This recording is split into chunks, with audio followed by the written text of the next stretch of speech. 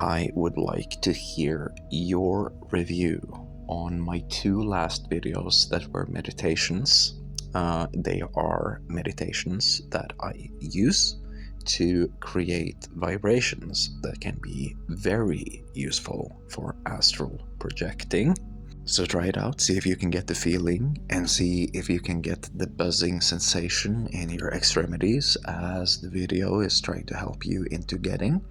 And my idea is that I will take that feedback and then I will make a walking meditation, because anybody can meditate while laying down or in very like a sleepy hypnotic state. What if we could do it while walking?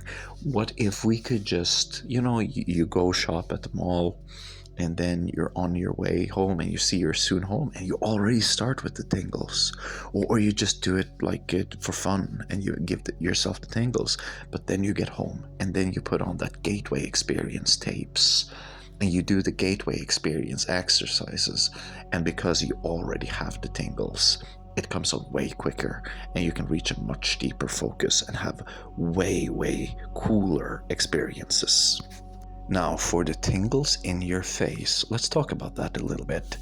I have talked about this before, that you can take the candy that you have for Saturday and you can taste it and then you can spit it out. And as long as you just eat a little bit and swallow the last ones at the end, in my experience, I am satisfied.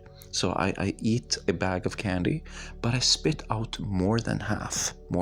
It's like, even more than 2/3, I would say. I just spit right out. And then as long as I just eat those last pieces, and as long as I make suckling the candy almost like a sadhana, it's like a spiritual practice, I'm satisfied and I can spit out the rest. And I've done so now for 3 weeks in a row. I really don't mind. It makes no difference. The only difference I see is in the mirror. It turns out when you get that candy away, all of a sudden that fat starts melting. One of the advantages of doing this is that for the sour tasting candy, and also sometimes the salty tasty candy, the taste places differently because it contacts my nose because it's so sour. And with chocolate, it's a little bit lower, it's a little bit closer to the tongue, if you understand what I mean. And because of that, I get these anchors when I go mindfully into it. And it helps really get that awareness that is needed to drive the buzzing sensation into the face area and start making it way up on your face. It's very interesting. Definitely try it on. At least spit out one of them. Whatever you need to do. Pretend you're kissing somebody or something like that. It'll be fine. Now I want to get more into guided meditation. And so I would like to hear what you think about those I've already made. And would it be okay to have more moments where it's unguided, so you get to kind of dwell in your meditative state without being interrupted by my talking? And also I'm thinking about a walking meditation. My thought is that if you can get it while walking, it's going to become much easier to know that you can get it while laying on your back, listening to the gateway tapes, or meditating seated. So that's definitely something I want to guide you into.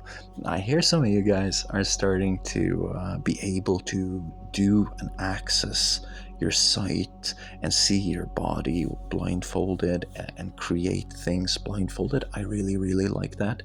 But we need vibrations, we need astral projecting, and we need lucid dreaming.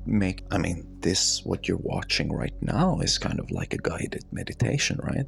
Because what you're watching on the screen is my journal entries and my illustrations that are based around practice.